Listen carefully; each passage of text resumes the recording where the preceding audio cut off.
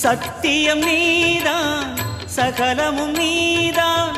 நித்தியம் என்னில் நிலைப்பவன் நீதான் அருணாச்சலா உனை நாடினேன் அருணாச்சலா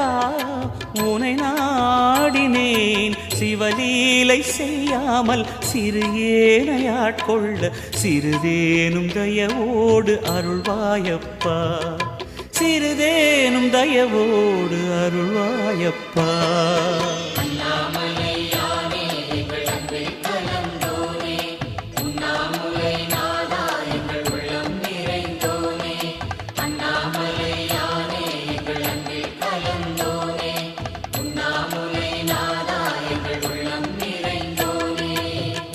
சிவமயமாக